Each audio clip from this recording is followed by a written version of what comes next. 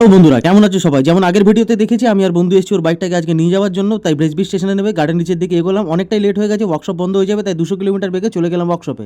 গিয়ে ওর বাইকটাকে ডেলিভারি নিয়ে নিলাম। বাইকটা ডেলিভারি নেওয়ার পর আনন্দ তো কোনো ঠিকানা নেই, আর সেই আনন্দে ও কি বলছে শুনুন। ফাইনালি গাড়িটা পেলাম 5000 ইয়ার্স লেটার।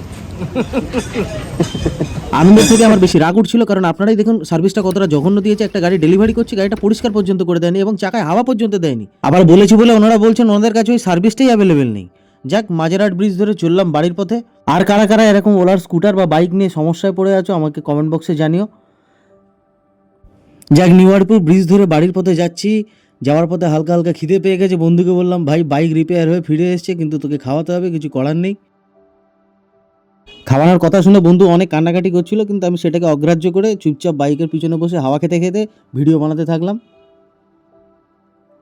অগত্যাও কিছু উপায় না পেয়ে খাওয়ানোর জন্য রাজি হয়ে গেছে। তো একটা ভালো দোকান থেকে দাঁড়ালাম এবং খাওয়ার পর ফিরে এসে দেখতে পাচ্ছি আমাদের বাইকে অলরেডি দখল করে আরেকজন বসে আছে এবং মেনি বলে ডাক দেওয়ার পর এমন একটা লুক দিল, আমি ভয়ের চোটে পিছিয়ে এলাম। এই বোধহয় আঁচড় মারলো।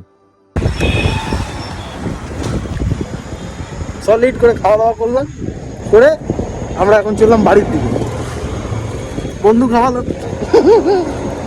বাইক ফিরে এসছে, তাই তো সেই আনন্দে একটা হয়ে গেল ছোটখাটো একটা।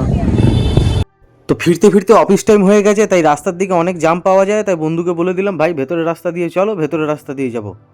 যারা যারা বুঝতে পেরেছো ভেতরের রাস্তা বলতে গেলে আমি কোন রাস্তা দিয়ে যাওয়ার কথা বলছি, তারা তারা কমেন্ট বক্সে জানাও। উত্তর ঠিক হলে তাদের জন্য আমার তরফ থেকে থাকবে চকলেট। এই যে পরপর দুটো মেট্রো স্টেশন দেখতে পাচ্ছ, কোন কোন মেট্রো স্টেশন যে যে উত্তর ঠিক দিতে পারবে তাদের জন্য আমার তরফ থেকে থাকবে একটা করে এগ রোল। সামনে দুর্গাপুজো আসছে, তাই রাস্তা জাম করে দিয়ে রাস্তা সারাইয়ের কাজ চলছে।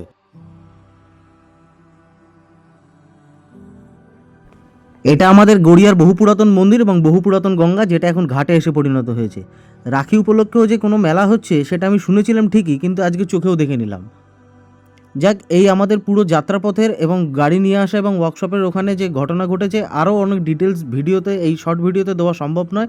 যেটা আমাদের একটা লং ভিডিও তৈরি হচ্ছে, সেটা আসতে চলেছে, অবশ্যই দেখবেন ভিডিওটা।